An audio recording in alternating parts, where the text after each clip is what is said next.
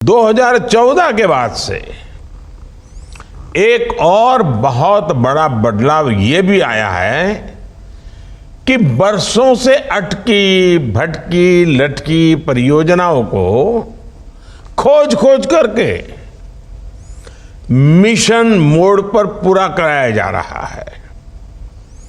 आधी अधूरी परियोजनाएं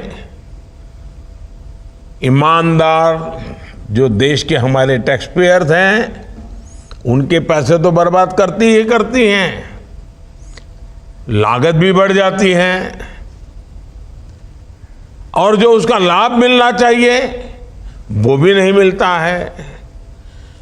ये हमारे टैक्स पेयर्स के साथ भी बहुत बड़ी नाइंसाफी है। बीते वर्षों में केंद्र सरकार ने लाखों करोड़ के प्रोजेक्ट्स की समीक्षा करके उन्हें तेजी से पूरा करवाने के लिए लगातार मॉनिटरिंग की है, सफलता पाई है।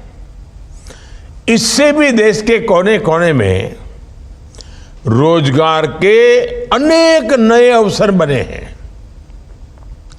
जैसे बीदर कुलबर्गी रेलवे लाइन ऐसी एक परियोजना थी जिसे 22-23 साल पहले शुरू किया गया था, लेकिन ये प्रोजेक्ट भी अटका हुआ था, भटका हुआ था।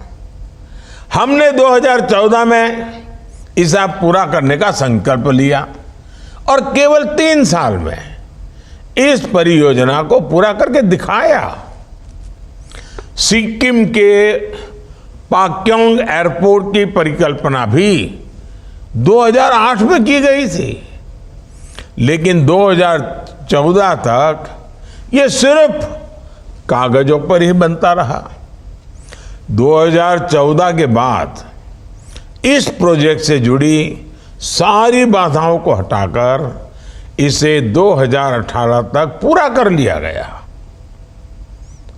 इसने भी रोजगार दिए। पारादीप रिफाइनरी की भी चर्चा 20-22 साल पहले शुरू हुई थी, लेकिन 2013 तक कुछ खास हुआ ही नहीं। जब हमारी सरकार आई तो हमने सभी अटके हुए रिके हुए प्रोजेक्ट्स की तरह पारादीप रिफाइनरी को भी हाथ में लिया, उसको पूरा किया। जब इस तरह के इंफ्रास्ट्रक्चर प्रोजेक्ट पूरा होते हैं तो इससे प्रत्यक्ष रोजगार के अवसर तो बनते ही हैं, साथ ही ये रोजगार के कई अप्रत्यक्ष अवसरों को भी तैयार करते हैं।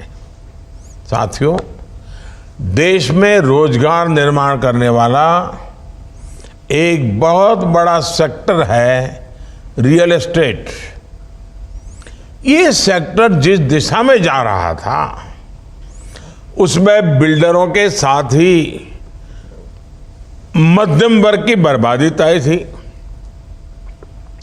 रेरा कानून की वजह से आज रियल एस्टेट सेक्टर में पारदर्शिता आई है। इस सेक्टर में इन्वेस्टमेंट लगातार बढ़ रहा है। आज देश के 1 लाख से ज्यादा रियल एस्टेट प्रोजेक्ट्स रेरा कानून के तहत रजिस्टर्ड हैं। पहले प्रोजेक्ट रुक जाते थे, रोजगार के नए अवसर ठप पड़ जाते थे। देश का बढ़ता हुआ ये रियल एस्टेट बड़ी संख्या में रोजगार के अवसर बना रहा है।